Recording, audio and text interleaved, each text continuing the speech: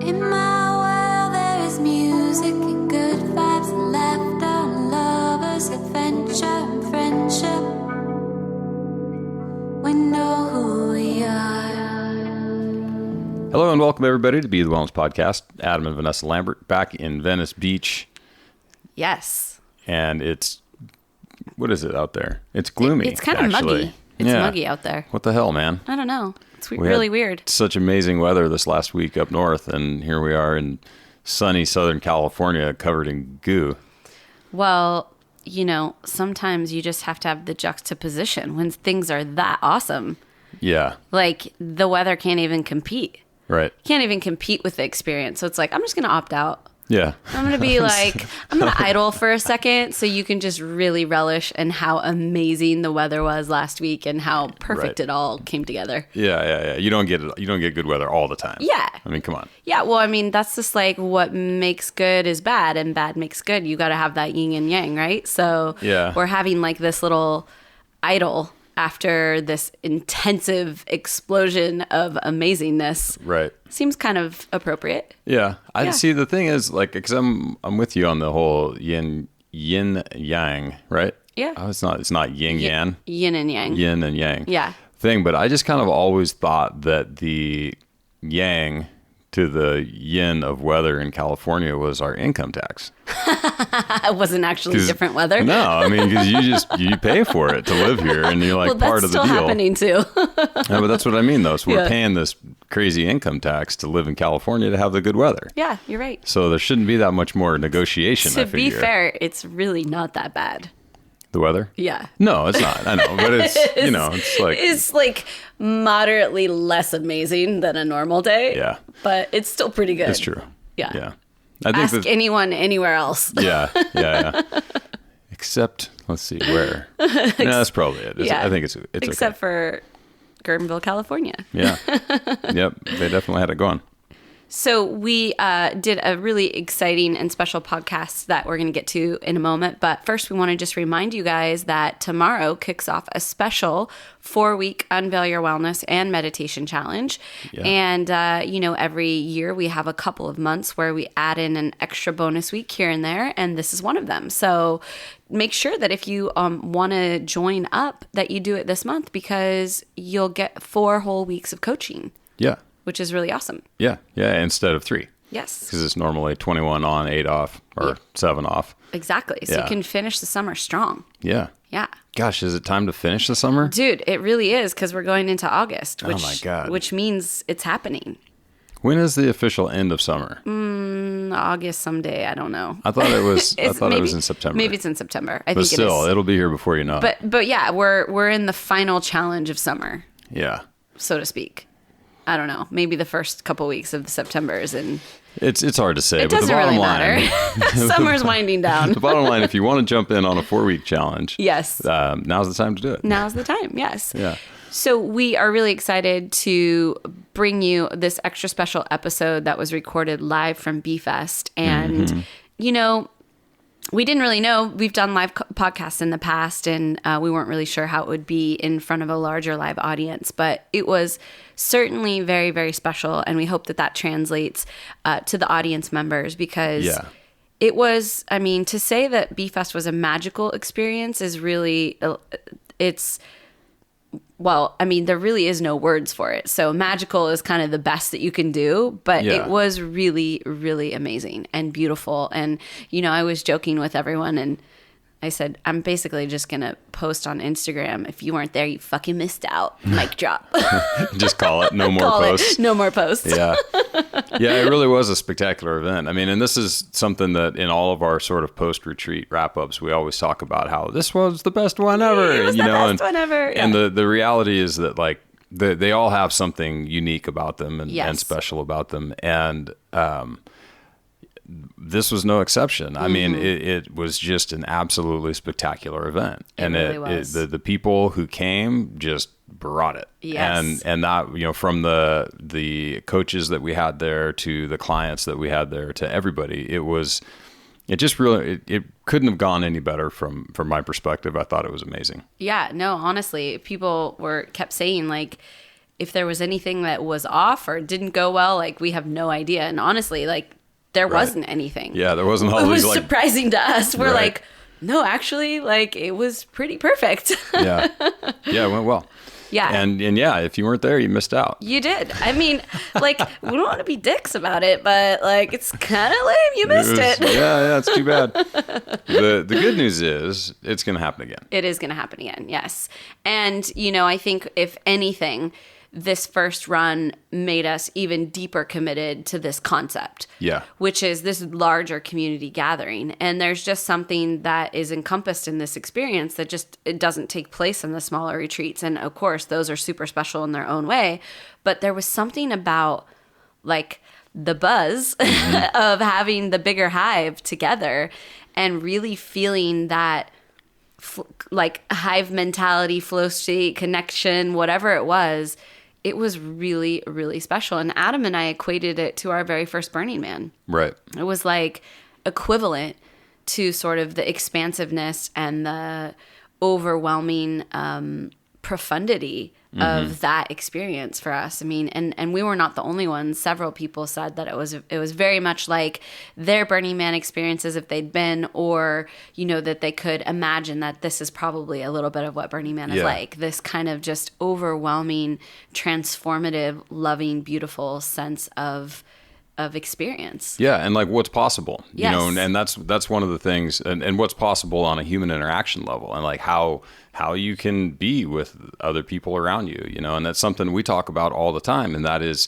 when people come to the retreats, they get to be whoever they want to be. Yes. You know, there's no, I mean, well, at this point, a lot of our folks have been to multiple things together. So there is some level of expectation of, you know, who each individual is. But you really do get to write your own ticket at these things and be genuinely accepted for whoever that person is, you know. Yes. And man, it just works. You It know, just it works, just yeah. translates. And we had like even the full-blown decompression sickness, so to speak, afterwards. We're just like, whew, wiped out and need a big nap and, you know, and just like come down a little bit from, you know, what was, I think, a very charged event from, Yes. you know, from an emotional perspective. I mean, obviously we had a lot wrapped up in this just because it's something that we're doing, but I think everyone like felt a pretty significant impact afterwards. You're like left there just feeling, you know, top of the world. And, you know, and that can always be a little bit weird when you like come back into normal life, you know, Totally. You're like, whoa,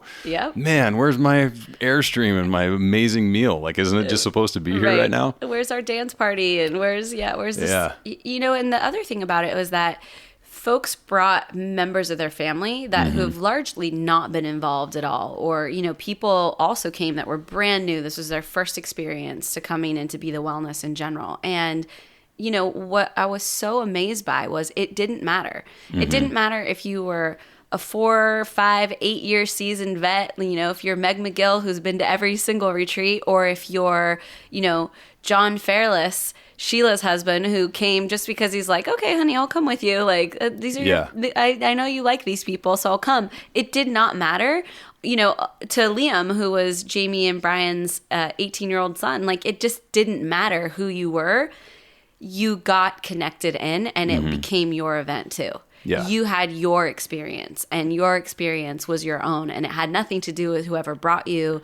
It was yours, and you were meant to be there. And that's what I was profoundly impacted by, because I didn't actually know. I know the depth of our love for our people, and I know how welcoming our community is, but I didn't know. I thought maybe, you know, a few people come in and be like, that was cool, whatever. I went, you know, I went with my friend or came with my wife. Right. But like, those people, it became their event. It was their B-Fest too. And that was what I was just so amazed by, was that it was for everybody. Yeah. Yeah, it really was. And it's probably for you too. Yes. So in that, you know, in light of everything just said, the panel of people that we had to do this podcast, this really turned out remarkably well. So Yes. we had Hilda Labrada Gore, who is the host of Wise Traditions podcast. She was gracious enough to moderate a panel. Yes. And so on that panel was obviously you and I. It was Glen and Katie Cordoza, Angelo De LaCruz and Steph Gaudreau from Stupid Izzy Paleo Harder to Kill radio fame. Yes. So it was freaking awesome. It was. You know what I mean? We had a panel of folks who have a tremendous amount to add to this conversation, and an incredibly experienced and thoughtful host. Yes. Who just nailed it. Like and then of course the crowd was there. Yes. They showed up for us and they provided the laugh track, which was amazing. They provided some excellent questions and feedback, and it was super cool. Like if I could do podcasts like this all the time, I would be elated. Yeah. I mean, it's a really fun way to communicate and kind of, get the feedback off of each other back and forth. It's like, we talk about this quite a bit when we do remote podcasts, and how sometimes it's just necessary, and we do them because we really want to get these voices and influences into our podcast, and it's just unrealistic to do everything live. But the live and in-person podcasts in our little studio are great, and then this larger format live podcast is super great. It was like, so it's cool. so much fun. Yeah, and actually several people were like, and you said it was on the schedule, like live podcast, like, oh, okay, how's that going to go? And they, a few people remarked, but it ended up being my favorite thing because it did feel like we dropped in to this little flow state. And we talk about that all the time. When you get really deep into this like storytelling and connection through conversation, you drop into this little space, this little like energy bubble. And that was totally present and just really, really sweet and special. Yeah, it was cool. It was very cool. Super cool. So we should probably just let folks listen to it. Yeah, we should. We should stop. And, we just want to give one more shout out, one more big thank you to everyone who came to B-Fest. I mean, you have no idea how much that means to us. And we said it over and over during the retreat, but I just want to make sure that we really say that live to all the listeners that, there's so many reasons for no, and to fight through your no's to get to yes it's so powerful, and we're so grateful for those of you who did that, especially for the first time, because we know it's a bit of an unproven entity. You're kind of like, what is this B-Fest? I don't know. Is this really what I want to spend my time and energy and resources? And so for those of you who stepped up to the plate for us, we just are in total gratitude and like cannot tell you enough how much it means to us. Yeah. So thank you, thank you, thank you. And for those who missed it this year and, we're there in spirit, we know there were a lot of you that really wanted to be there that just couldn't make it happen. We really hope that you'll make it happen next year, because it really is, at the end of the day, if what we're committed to is creating a deeper connection with community and support and love and all of those things, this is the real event that does that. Yeah. And our commitment is to that. And I'm telling you, there's just something about being amongst your peers, being amongst the people that hold you in the most positive vibration, that is just really, really elevating and amazing. So we hope that you'll make that happen next year. Yes. So without further ado, here's all of us. Here's everybody.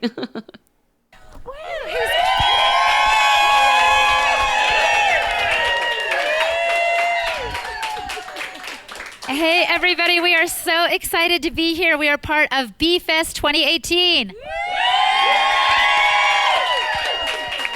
It's been an amazing retreat here in Guerneville, California, among the redwood forest and canoeing the Russian River. I mean, one-of-a-kind experiences, and if you saw me canoeing, you would understand what I'm talking about.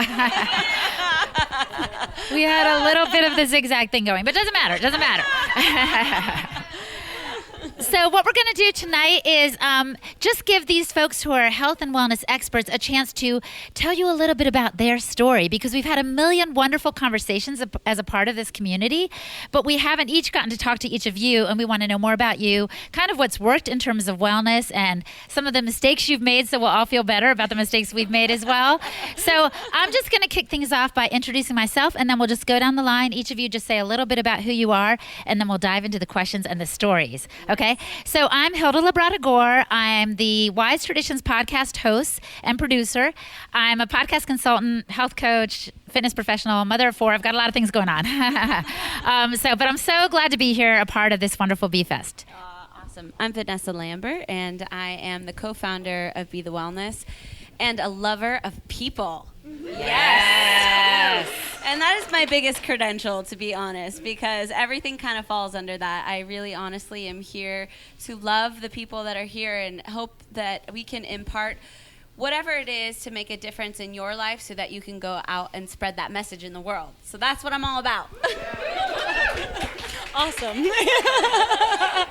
Hi, I'm Katie Cordoza, and I'm also a health and fitness coach, and that is why I'm here, to help you guys get your fitness on track and just be here to experience this like loveliness that you guys have all put on for us. It's pretty awesome. We get to meet such a variety of people that are all such awesome humans, honestly. Yes, like, we're pretty stoked to be here. So yeah, thanks guys.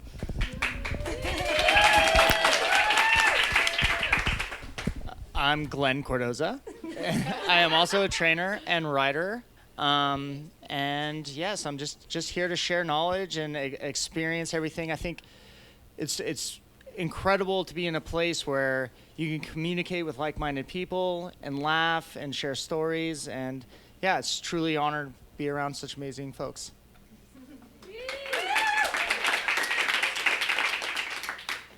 Hi everybody, I'm Angelo, and I'm also a health and fitness coach and a video maker of fun and love.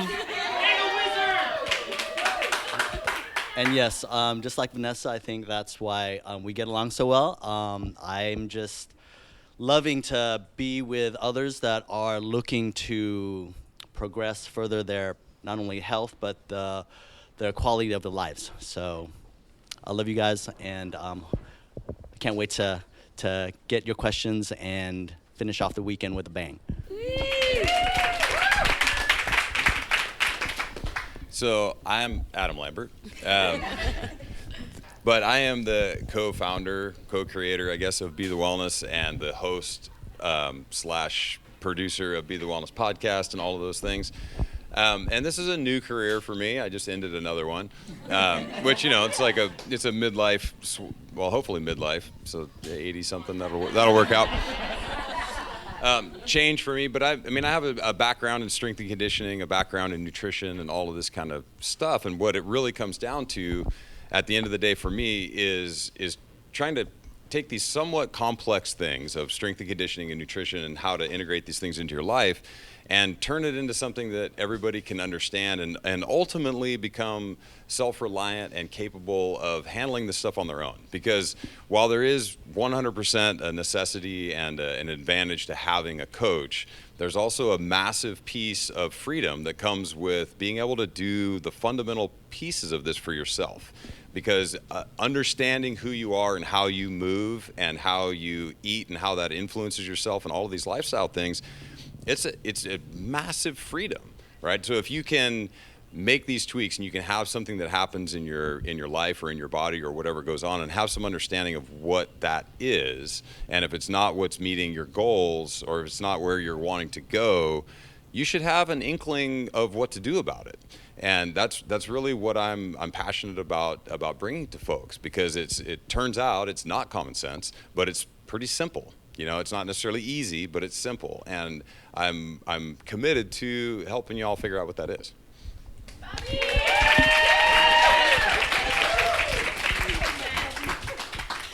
I'm Steph Gaudreau, and I'm the creator of Stupid Easy Paleo. Super honored to be up here with all of you and to be invited to this event. Adam and Vanessa and I are very recent friends, but when I spoke to them on their podcast for the first time, I kind of ended the call and I was like, those people are really rad. I want to be friends with them. And we swapped podcasts and the rest is history. But I usually lead by helping people understand what I do, because I wear a lot of different hats, just like these folks. I usually talk about why I do what I do, and I really am committed to helping women in particular get stronger and to really embrace their inner power in whatever way that looks to them, and through a lot of these methodologies. So I'm a certified holistic nutrition practitioner. I'm a weightlifting coach. Like I wear many hats like these folks here, who are really committed to helping you all be your best, whatever you define that as. So that's what I do. Well, I love that you added the why, Steph, because that's what we want to get to just now. I want many of you, maybe all of you, this could take all night though, I'm a little bit afraid. But to tell, what was your aha moment? What was the moment where you're like, I really want to do this. I really want to help other people. You can feel the love in the room, right? But what was that pivotal moment where you're like, I'm going to do something about this. I want to help people with their wellness. We don't have to go in order. So just whoever feels like, I want to answer this question and tell Angelo, take it. I think for me, where should I start? I was hanging out with the bad kids, let's just say. Just kind of exploring different lifestyles, let's just say, and wasn't so healthy. And so I started to look into like, what is exercise? How can I eat better? Led me into, doing body work. And as I did body work, I realized, wow, if I'm going to help somebody like feel good on the inside and out, like I need to be the same. I need to explore what that is. And so doing the work actually helped me to find out and discover for myself what is this body and mind, and how can I use, like I said earlier, the technology to discover what that is, so I could maybe explain it to somebody else who's also on the same path. Okay, we're all friends here, so I want you to tell us, what do you mean by hanging with the bad kids? I was just doing drugs and drinking and, not sleeping and doing dangerous things. The basics. Yeah, the basics, Okay, who else? Who else wants to tell their story? What was your moment, your pivotal kind of moment? So for me, I mean, in my previous career, which is funny to say now, as a fireman, there's kind of a universal understanding that firemen are supposed to be fit, and it's because fundamentally it's required to do the job well.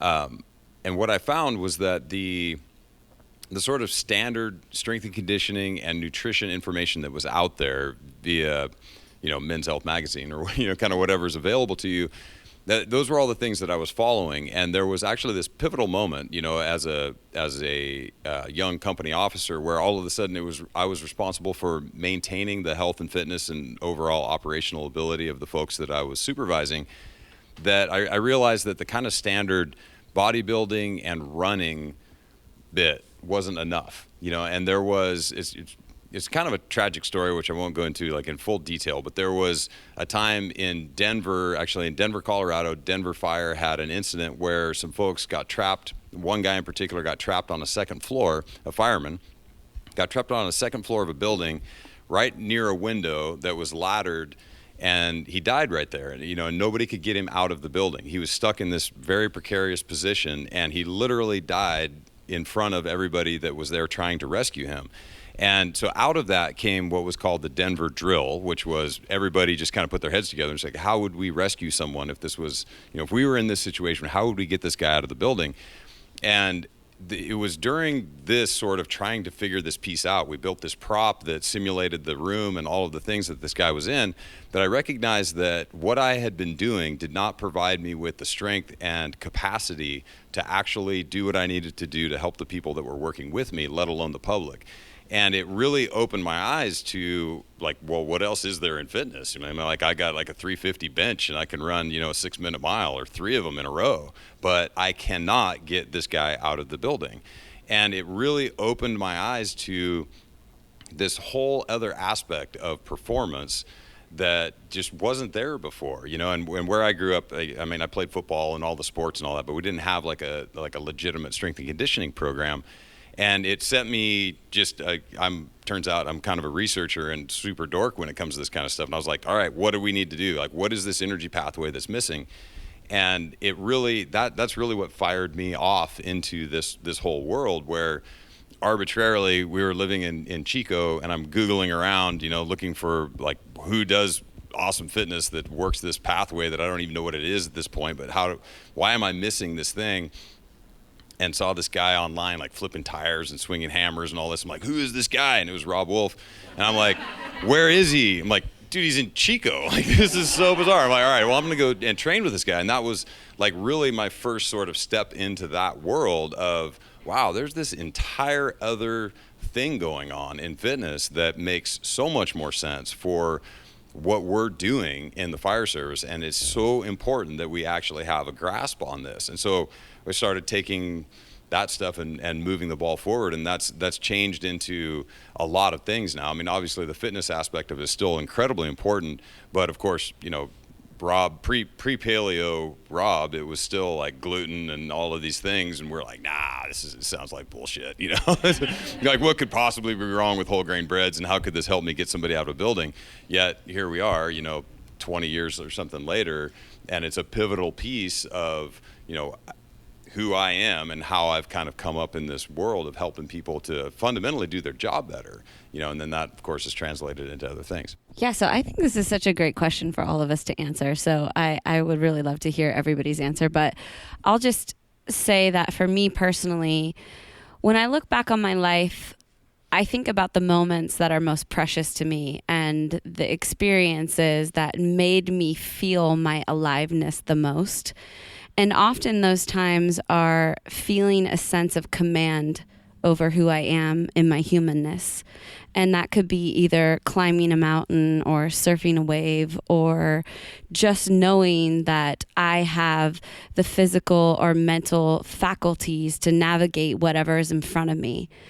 And I think it was in the realizing or the recognizing that not everyone has that command over themselves that I thought, wow, that's a gift when you get that.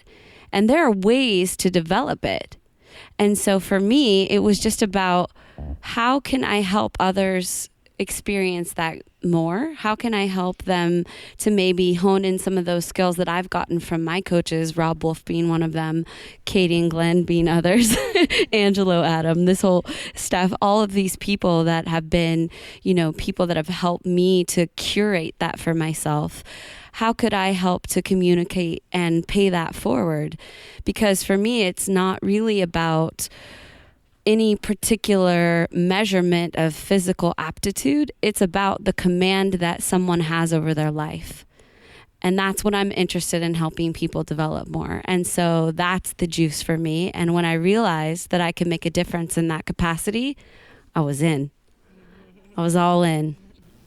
So that's me. That's where I'm at. So for me, I don't know that there was one pivotal moment per se, because I got into all this through writing, and that was a different medium of coaching. I wasn't working with people one-on-one, but I had the luxury and honor to be working with amazing coaches and people that had their own special thing to say, and it was. I was in a position to be able to communicate that to their audience and to the world ultimately. So I don't know. I guess it occurred to me that this is how I can make the biggest impact, is by actually distilling other people's information that have something really important to say, that can make an influence on someone else's life, and communicate that to people in the best way possible through books and video or media or whatever. But Glenn, what got you into that? Even the writing bit. That's a whole different backstory. So I started out competing in mixed martial arts and traveling the world, Thailand, and going to these amazing places to pursue competition. And a good friend of mine, Erich Krause, who ended up starting Victory Belt Publishing, who published a bunch of paleo books, Rob Wolf's included. It Starts with Food, and keto books ultimately now. And it turned into this thing where I was just in it, like, so, and being introduced to all these amazing people and be able to translate their information, and it's just really an opportunity that fell in my lap, and you know, that's the rest is history. Sounds awesome. What about you, Steph? Ooh, you know, I think for me, the story goes back pretty far, but I don't feel like I have a very unique story in the regard that a lot of, especially the women in this room, will understand what it's like to feel pressure to be a certain way with their body in the world because of diet culture and all of the different pressures that we are under, and men too. I can't speak for you because I'm not a man, but I know men also have pressure on them. And I rinse, repeat diets, all kinds of things, being very unhappy with myself and, always on this quest to shrink myself and make myself smaller in order to feel happy and in order to feel like I had made it, right? I was accepted by whoever out there. It makes the rules. And, I got to a pretty low point where I was probably the lowest weight I had ever been. And I was like, where is it? Where's the prize? It's not there. Why don't I feel better? And to me, it ended up, I realized I was burning so much energy every day with this, like, get on the scale, pinch the fat on my inner thighs, like measure up my body. And, so fast forward to about 2009, friends of mine gave me paleo diet for athletes. I was racing mountain bikes at the time. And so to me, it had Joe Friel's name on it. I was like, I know that guy from the endurance world. And so I read that book and started to implement paleo in my own life. And gradually, some of these things that I had felt in my body physically and eventually mentally started to fall away. And I realized that I had gained freedom from this demon that I had been struggling with. And that, P.S., so many other people do struggle with. Started writing on a website and just blogging because somebody's like, you should start a food blog. And I was like, sure, because that's what you do. And it became a place for me to have an online recipe box because I loved food and to cook. But gradually people started to message me and they were like, that thing that you're doing, like, you've changed. Something's different about you. Like, how can I get some of that stuff too? And that was sort of the moment when I realized that it wasn't just about recipes. That's great. Like, who doesn't love food porn? But you saw the Inception, like, picture of a picture of a picture of food tonight. But it was about so much more than that. It was about finally learning to embrace your voice and stepping into your own inner power, like I said earlier, and realizing that nobody can give that to you. You have to get the heck out of your own way. And, so that's sort of what kicked it off for me, was like, if I can change, and I was in the depth of this body dysmorphia that I never thought I was going to get out of, and to experience that freedom, I knew that I had to share that with people.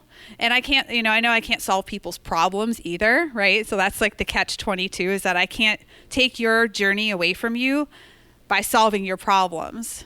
But how can I sort of lay some foundation, like, a lot of us do here with mindset work and nutrition and the movement piece and all that stuff. So I guess that was kind of what, that was a really long story.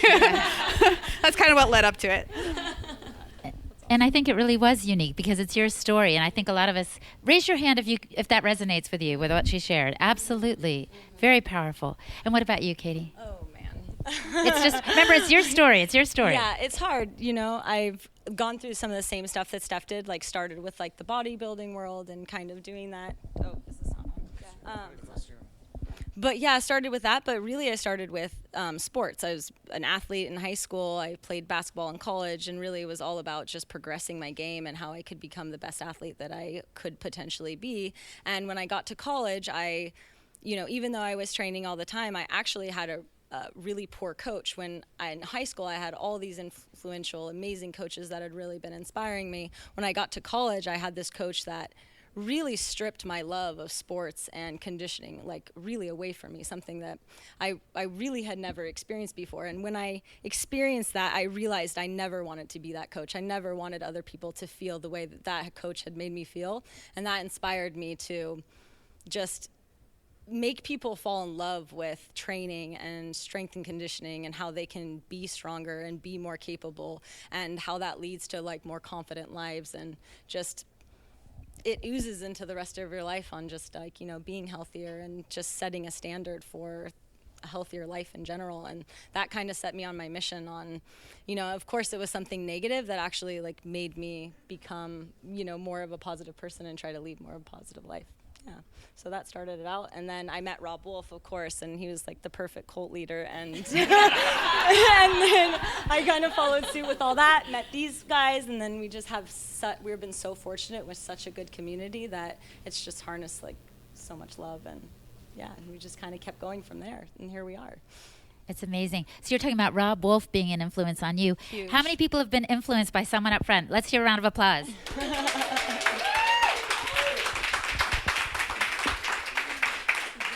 This time here has been a time to understand our own power, understand our own selves, get out of our own way, right? All these things that you've been mentioning. So my question for you, this is going to be a challenging one, is how do we translate kind of this feeling of strength and nourishment and all these wonderful things that we've been experiencing here? How do we translate that outside of the retreat setting when we go home? I think that it's interesting because a lot of the reason that we run these events and that we're so inspired to create these events is because we realize that so many of us in our day-to-day lives forget how it feels to operate at this vibrational frequency, right? You can feel yourself kind of change and switch into a gear that isn't maybe the way that you operate in your day-to-day life back home. But it's why these experiences are so important, and it's why connecting with others who share that, that likeness and that, that sense of connection to well-being. You can find them in your local community. You can find them in online arenas. You can find them in meditation, but you have to discover for yourself what elicits that frequency for you, where you can take that back into your life. And it may be having a conversation with someone you met here and saying, remember how we felt that day on the river when we were river rafting and the redwood trees were, looking over us and the sun was shining and we could hear the birds. You have to find the way that you can lock those frequencies into your mind, and whatever you need to reference to elicit those are the gems that you take back home with you. And it might be, something as simple as just letting the sun shine on your face and remembering that moment and taking a deep breath. But this is what this is about. It's about cultivating those sort of default settings and reminding yourself, in that moment, what was the feeling? What was the sound I was hearing? What was the conversation I was having? What was the, how did it smell? How did it feel? And just being able to lock those things in so that you can reconnect with it in any moment, almost like an on-demand sort of, switch that you can flip. And it's not easy. We're not saying, like Adam said, it's simple, but it's not easy. It takes something, and that's why we really encourage people to keep finding people they can connect with, podcasts that they can listen to, friendships that they can cultivate, because it does take something to take this home and hold on to that flame. The torch tends to, it's burning so bright when you're here, but then you go home and kids and school and work and life, and that it starts to flicker and it starts to dim. So you just have to figure out what are those things that you can lock in that stimulate that frequency for you again. That's excellent. Kind of like letting that memory stay with you and kind of revisiting it and reclaiming it in small ways in the day-to-day. Any other thoughts, you guys? Yes. So I've been to a lot of workshops and seminars and retreats and that sort of thing. And as you know, you get inundated with so much information, right? And there's so many good things. And like, oh, that's going to be great. That's going to be great. But what I would suggest is kind of maybe taking one or two things that that you can confidently apply into your everyday life and actually sit down, like, where can I do these Vita moves? When can I have like 5 minutes to do this? And just start to like install that into your day, just like you would like a doctor's appointment or a meeting with somebody or a client's session, right? So that way you have it on your dashboard, and when you look at your schedule, like that's in there. And when you do that, start to do that more consistently, it becomes part of your life, and you don't have to think about it, right? I worked at the gym doing massage for like 3 years until I actually started to work out more consistently. It took me 3 years, y'all. I was in the gym 8 hours a day. Again, like, be patient with yourself. I mean, you're not going to get it right away necessarily. If it's too challenging, break it down. Like, chunk it down, as they say, right? What is the smallest step that you can kind of do, so you're confident, like, okay, I can do that. It's going to take me 1 minute to do that, right? So as you're here in the retreat, start thinking about, like, oh yeah, that's the thing that I want to take home with me, and just start doing it. And then also have like a backlog of lists of things that you might want to start to like add and refine. And then after you get good at that one or two things, you can start to add those other ones. And not to make a super plug about this, but I've heard you guys have this fantastic online community where people can encourage each other. Because when we're by ourselves, it's not the same thing, right? I couldn't have handled canoeing if I hadn't had Amy with me. Everybody knows that. I'll stop talking about the canoeing. But anyway, so we need each other. So let's help each other out, right? We still have, this is really like a family, which is one thing I love about this B group. So I wanted to ask you now something a little challenging also. Maybe the people who didn't answer that question can answer this one. So I feel like you guys are experts on health and wellness, but I'm sure there have been things you've tried that haven't worked. Like, I want you to tell us a health hack that you were like, yes, and then you were like, no. So tell us something that didn't work, because then we'll all feel better. Oh, maybe it's just me. The truth is most things actually do work. It just really just depends on your goals. What are you trying to achieve? What's your experience level? And you have to ask yourself these things in order to determine what will work and what won't. So if you're trying to get stronger, doing nothing but spin class isn't probably going to work. But and I think that's where really what I did wrong probably early on was not setting a very specific goal and trying in terms of what I want to achieve. And that probably hurt me the most, because then I'm just spinning the wheel, doing things that ultimately aren't going to get me where I want to go. And it's like driving around without a map. You don't wait till you get lost to figure out where you're going. You figure out where you're going first and plot a point to get there, and then you get there more efficiently. So I think the key is then to set goals, but that's not really, I didn't really answer the question there. Did I? Well, you're right, that was a really hard question. Like, what I'm trying to get people to say is sometime when you maybe set the wrong goal, maybe not having a goal wasn't good for you, but like something where you messed up, where you were like, oh, I'm going to dry brush every day. Actually, no, that doesn't work for me at all, because I don't have time for it and I don't even get what it's for. You know what I mean? Like, just be honest with us about something that you're like, I tried this and then it didn't work for me. When I was CrossFitting competitively, was intermittent fasting. Yes. And I would get a CSA box every week from the local organic farm, and I would give away like any fruit that was in the box. Yes. And I remember giving away, like, I would go to the gym and pick it up and open it up, and there was this beautiful watermelon. And I, like, the first person that walked by was like, you want this? Because I was afraid to eat the carbs. Yeah, so I was like doing all that stuff stacked on top of each other. Yeah, sick. No, definitely. That was actually the exact thing too, is CrossFitting super hard on super low carb and seeing how far we could run ourselves into the ground. And we ran ourselves all the way into the ground. And now I incorporate a lot more carbohydrates and I feel way better and I enjoy my life way more. So yeah, that's exactly it. Yep. Yeah, it's fun. I mean, obviously I can jump on that exact train, because we were, as fortunate as we were to train with Rob early on and be part of this whole thing. I mean, you're looking at 2/3, right? Yeah. 4 out of 6 is 2/3. 2/3 of the 2009 CrossFit Games NorCal team, that should have won.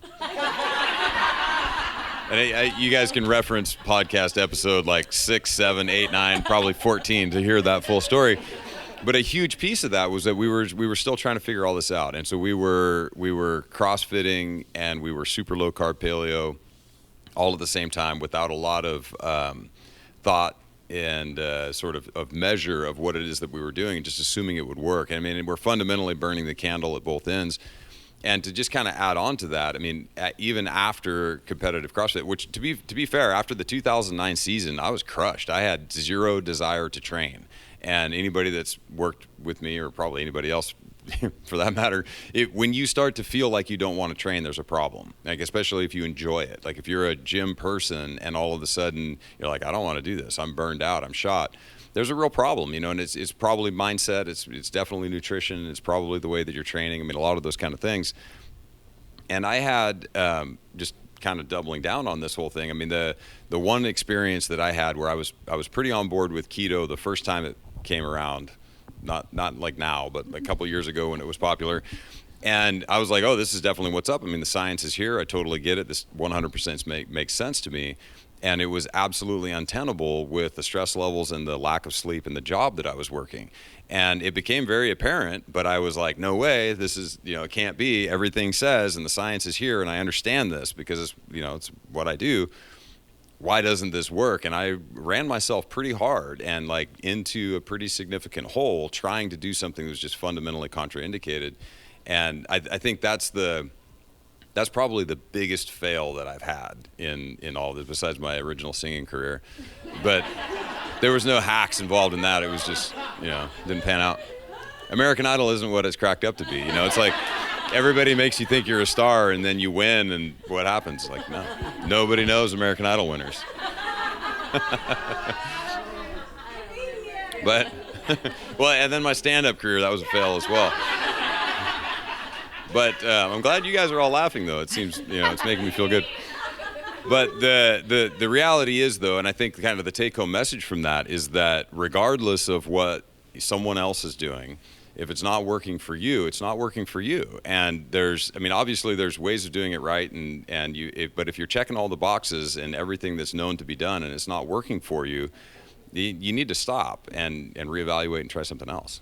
Does anybody else want to address that question? I think they nailed it. Yeah, that's great. I mean, those were the things. Absolutely. All right, so now I want to ask if you all have any secret health hacks that we don't know about, that you're like, oh, I always scrape my tongue at night, or is that just me? Or I always do the dry brushing or whatever, like something that you may do that we don't know that is working for you. Again, the caveat that Adam just gave is good. It might work for them and not for us, but we're still curious. Drugs. Oh.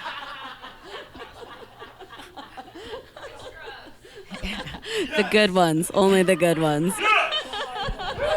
I'm still hanging out with the bad kids. The good kids.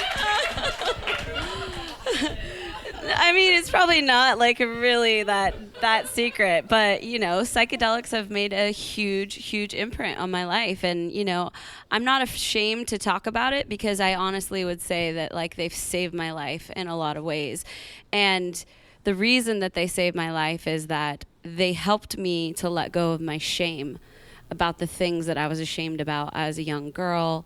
And really the things that I did when I was younger, I didn't understand myself or didn't have really good comprehension of the bigger picture. And they helped me to zoom out and really love myself and love the world and be so much more compassionate towards the human condition. And so, I mean, I say it as a joke because it's kind of funny to throw it out, but I'm really quite serious that, the plant medicines are very, very powerful. And if they call to you and you have an inclination towards them, they can be powerful healers. And I just really respect and honor and am in total gratitude that they spoke to me and that they've made such a profound impact on my life. And that is a reason that we're all here tonight, for sure. They had a huge say and hand in the cultivation of my commitment to inspiring love in the human condition, because we are all suffering in our own way. We're all embarrassed or awkward or don't understand, why things can be a certain way or why we're not enough or why we think the thoughts we think. And when you really can have an opportunity to commune with some of these higher intelligences, you really get a chance to just understand that it's just the human condition and we're all doing our best. And it gives you a sense of peace and gratitude for what you have and what you do and the process of going through it and developing the skills to navigate this thing we call life. So yeah, drugs. In the meantime, I'm busy scraping my tongue. Which I'm sure is awesome, too. And dry brushing. It's not quite the same. Anybody else? I would say, I don't know if it's a hack, but when you're changing the way you eat and your exercise program, the way you live your life, it's not always easy, and we can easily default back into our default modes, right, and just become complacent, right? And so when you continually try to make these changes, it can be very tiring, right? And so I think one of the hacks, I guess it's not a hack, but the idea to consistently challenge yourself in some way, because when you sing a lullaby, what was it? When you are excited about saying, okay, I'm gonna take on the keto diet right now and challenge myself and build the skill to get yourself to feel excited about why you're doing it and the meaning and value that it has to you, that's where you can more easily sort of make the changes, right, and accept the challenges. I was telling some folks about my trip to Mount Shasta because ultimately, like, my life is pretty stress-free. So I actually induce stress into my life as a challenge because it's easy, like I said, to just kind of be complacent and just be comfortable and content, right? But I know there's more impact and things I want to do in this world. And so by creating these challenges for myself, it's a way for me to see, okay, who's going to show up? Like, is it the guy that's just going to like back off and say no way, or am I going to be able to break through this challenge no matter what it is, right? Whether it's a workout, whether it's choosing not to eat those potato chips, whatever it is for us, right? So I would say just accepting the challenges in life. So I've got two things, which will probably turn into more.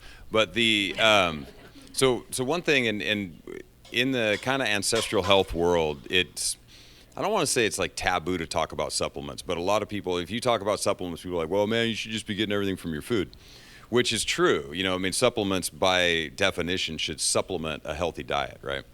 But even in the best of circumstances, when you're eating as, you know, paleo as you can, based on your circumstances and your life and everything, that it's not always enough, right? So I had this experience of getting some blood work done and finding out that I've got something going on where one way or the other I don't exactly absorb vitamin B the same way that other folks do. And despite living in Southern California and being an outdoor person and super active and spending a lot of time in the ocean and all these things, I'm vitamin D deficient. So supplementing with vitamin B12 complex with PQQ and vitamin D3 changed the entire way that I look at the world. And I mean, from like I'm happier, I just feel like my mood's more stable, I have way more energy. There's a lot of things that come along with that. And so you can have like really legitimate deficiencies one way or the other that are not going to be solved by eating more spinach or carrots, you know, or like whatever the thing is. So there's definitely a place for supplementation. And I'm not an advocate for just eating a bunch of stuff and wasting a bunch of money on supplements that don't, you know, that for whatever reason you don't think you should be taking, but there's definitely something to be had there, no doubt. And then the second piece, I would say there's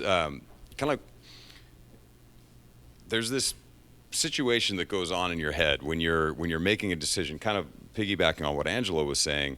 Every single day you make decisions about what it is that you're doing, whether it's your exercise or your nutrition or the thoughts you choose to think, the people you surround yourselves with. All of this kind of stuff leads into who you are, right? At the end of the day, your perception of yourself is so often a reflection of what you get from the people around you, right? Like you are created by the language of the people around you.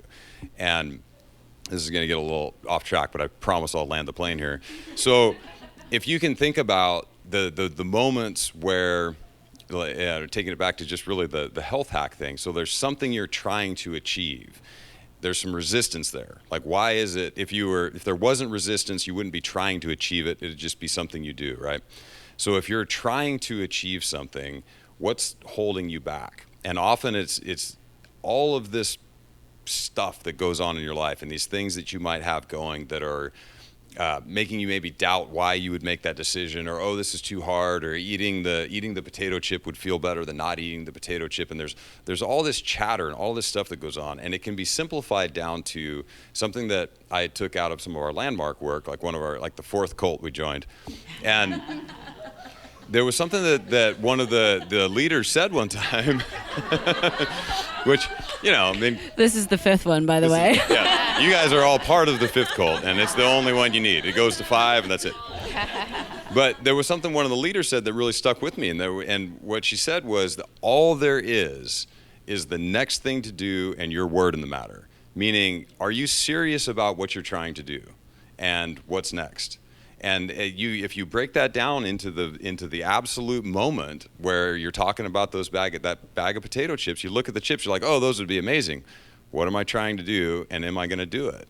And it's that simple space that's created. It lets you consciously decide what you're doing with your life. And I think that's like the ultimate hack to sorting out anything, but especially when it comes to the strength and conditioning nutrition piece.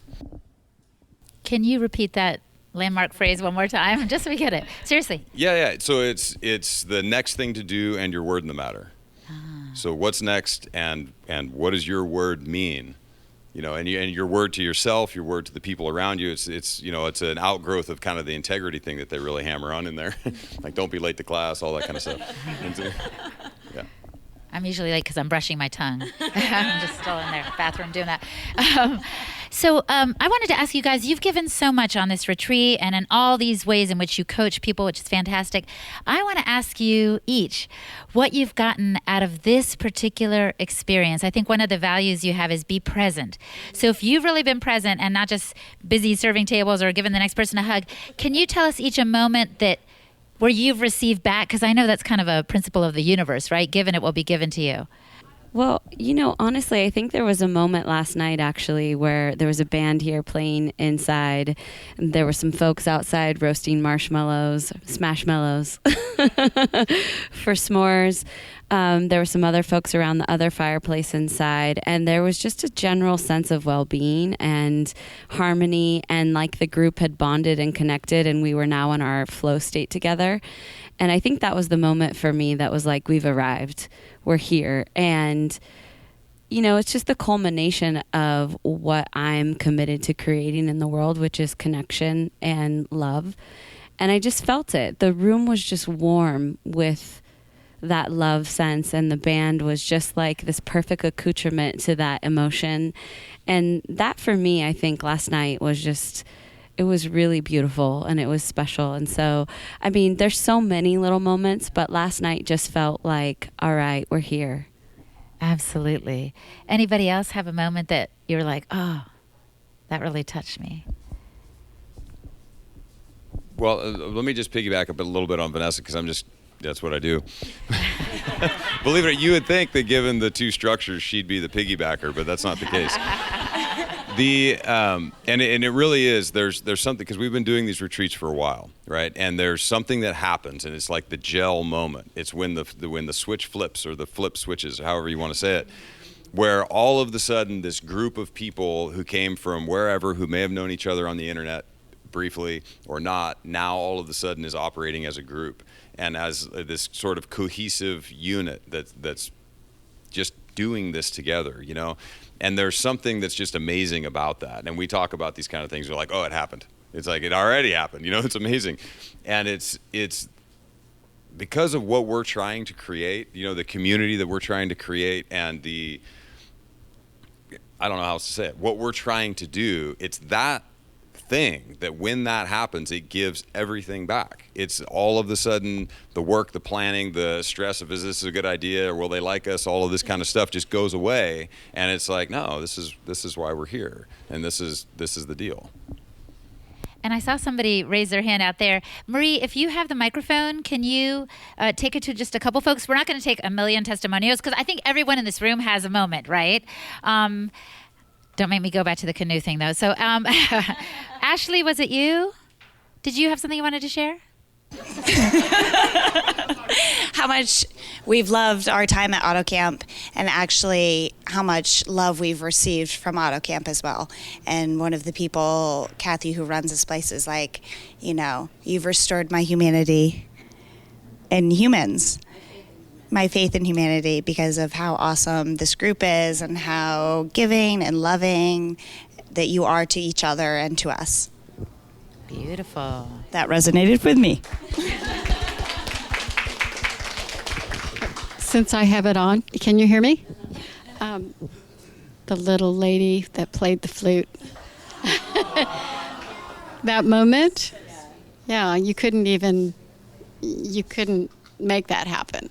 You couldn't orchestrate it, so to speak. You couldn't script that. Yeah. So a woman that we encountered in the Redwood Forest, we were doing our hike, and she saw the amazing trio playing some music, and she approached us and said, "What is this?" And we explained a little bit about our community. The next thing we knew, she went back to her car, pulled out her flute, and serenaded part of the group. And then, led a sing-along, I understand. So... That's the kind of community this is, really. I think it draws the best out of everybody. So that is a beautiful story. So now we're going to wrap up with one final question, and then we can take questions if you guys have any, too, from the community. I wanted to ask each of you to summarize your health and wellness philosophy in one word. And I didn't tell them this ahead of time because I wanted it to come from the gut, from their intuition. If you could just say one word to somebody that encapsulates your approach to health and wellness, what would it be? Mine would be consistency. That's it? Sorry. I got to go first.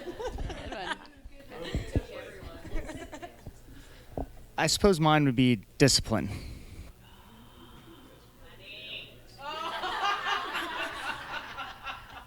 I'm going to steal Vanessa's and say fun.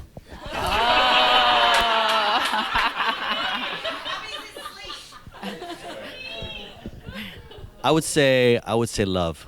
I thought that was going to be self-compassion. Inclusivity. Nice. Otherwise fun and love, but inclusivity. And discipline, and consistency. Try to remember. Fun and love. Yeah. Adam, say that on the mic because that's fun. So it's being disciplined about consistent fun, love, and compassion. Yes. Let's give them a hand, everybody. Let's give Hilda a hand, too. Thank you, Hilda. So this is a wonderful family, and we did say this was one big conversation. So do you all have any questions for our panelists? Marie's got the microphone. Don't be shy. Don't be shy, everyone. Ask us your burning questions. All right. All right. Nadia. Here we go.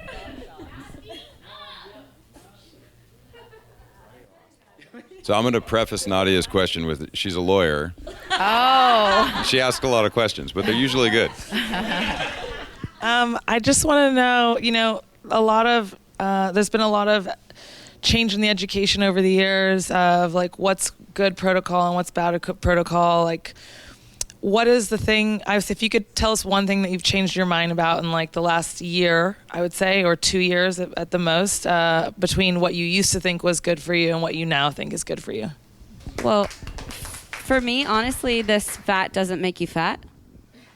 And I know that's very contraindicated, and this isn't about necessarily, well, it is about health, because I think we got on the train of we could eat all the fat we want and all the bacon and all the avocado and all the da-da-da-da and just pile on butter and pile. At some point we do have to take into consideration the type of fat that we're taking in, the quantity, what our goals are. So I think there's a little bit of a disservice with this fat doesn't make you fat, and I totally get it. I get why it was important to kind of take that, make that stake on that claim, because people were so fat phobic for so long. But I do think that the pendulum has efficiently swung, and it's time to just kind of, be a little bit more intelligent about what the placement and the types of fat that you're doing and how it really fits into the grand scheme of things. So for me, I think that, it's not about villainizing fat at all, but it's about just being really in tune with what your goals are, what your physiology responds well to, and what's really the end goal that you're trying to create, and how that aligns with how fat works into your nutrition strategy. Excellent. Any other thoughts? For me, one of the biggest shifts was, for the longest time, I was just all about functional fitness and doing exercises that promoted that. And over the last year, I've incorporated more like bodybuilding movements, and I'm using a lot more of those to kind of shape my physique in a way that I want, but it's also actually giving me a more athletic frame in a lot of ways. So I've just really merged both the bodybuilding and the functional fitness world to kind of create something that works for me. And that's kind of where I'm moving forward on my path today. So I like it. It's fun. Excellent. I don't think this is something new, but you'll see that there's a shift towards now we know health is really individual, and so that's the power of you discovering what works for you. As Adam said, is this type of food or this type of exercise right for me, for my life right now? For you to be able to know what that is for you is really the end game. And to kind of add to that a little, because that's 100% correct. And one of the things that I think that in some of the more dogmatic circles of paleo and the sort of things that have spiraled off of paleo, we tend to still see some like religiously strict dieting and eating that may not be necessary anymore. And where and it's not that it wasn't.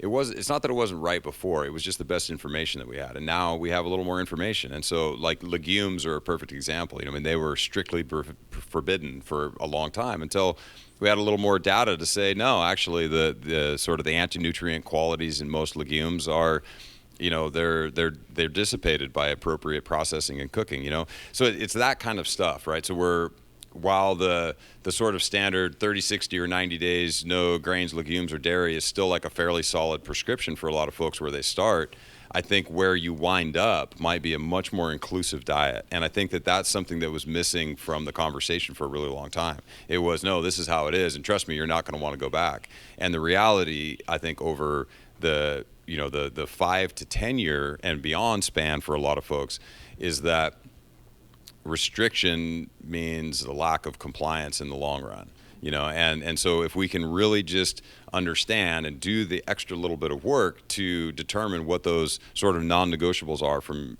your diet perspective, you're going to be better. Does that make sense?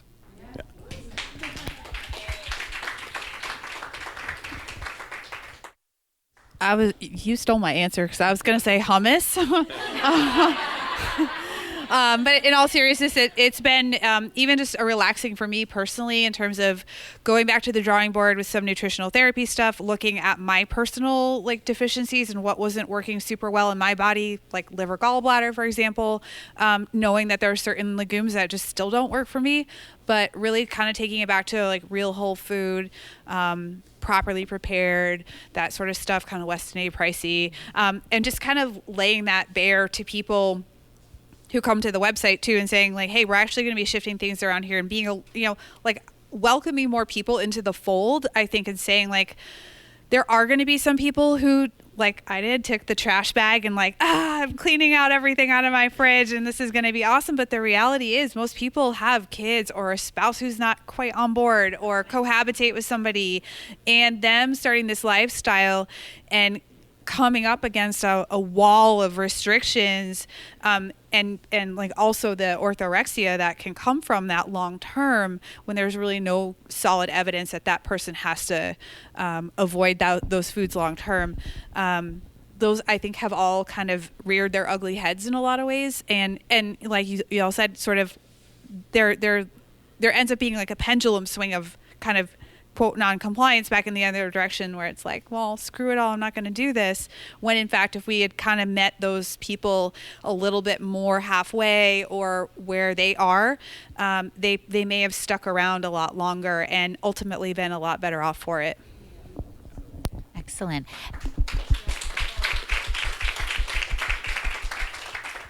Any other questions? We'll just take one or two more. So this one could be pretty serious. It might bring up some traumatic things for you guys. So last meal on Earth.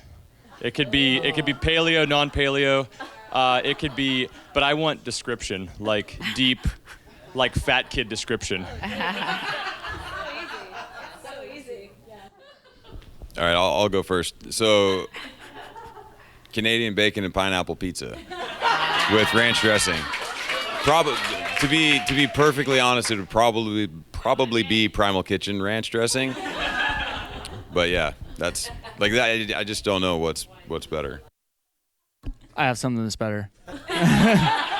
There's these things called cronuts, which is a croissant donut. I don't think I need to say much more than that. All right, come on, a few more of you. Mine's kind of boring. I think it's just tacos. Like, I love tacos. That's it. Yeah. All right. I would definitely choose buttermilk fried chicken, like soaked fried chicken with French fries and gravy all over it. All over it. That's definitely it. Pepperoni pizza with olives and mushrooms with donuts and French fries and ice cream and cronuts too. Sound pretty good. And that would be your last meal on Earth, Yes. I think it would be. Steph?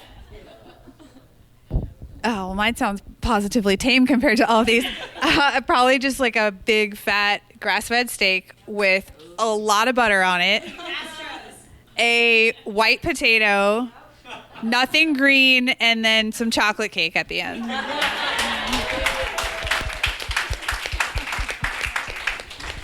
Awesome. I think Meg had a question too back there. So where might B-Fest 2019, where are the possible locations? Okay, well, actually, I want to get a vote here. Wait, So- first can we say, is Meg the one that's been to every single retreat Yes. you've ever had? Let's give her a hand. So far. Otherwise known as nutmeg, butternut, Miguel. And she looks so healthy McGill. too. Yes, she is. So there's a few locations that I'm looking at, and I'd love to hear a round of applause when I give each of them. So, well, I'll give them all, and then you guys clap for the one that you're most interested in, okay? So Hawaii, Montana, Mexico, or Alaska, okay? We have to choose. So these are the 4 locations I'm currently scouting. So okay, let's hear Hawaii. Oh, okay. Montana. Oh, okay. Mexico. Oh, I'm Nope. jumping up and down. Nobody else is clapping. There'll be no tacos for you, Angela. Oh, qué triste. Alaska. Okay, wait. One more time because Montana and Alaska. Okay, Montana. Alaska. Oh, shoot. Okay, all right, okay. So it's obviously going to be either in Montana or Alaska. But we can also say this, wherever it's going to be fantastic, right? So let's give another round of applause to our panelists and to Adam and Vanessa. And I actually want to take just a moment to thank a few special people here because we've had some folks who traveled really, really far to be here. And we are grateful for all of you for being here. We know it took a lot to be here, but we just wanted to honor a few folks who came from really far. Karen, who came from Sweden. And Erica and Kai, who came from Germany. And Monique, who came all the way from Australia. Thank you all so much for being here. It means the world to us, and we know, again, it takes a lot to set aside the no's to make way for the yes, and we really appreciate you making way for the yes, because without your yeses, this would not be what it is, and it's been freaking unbelievable. We love you.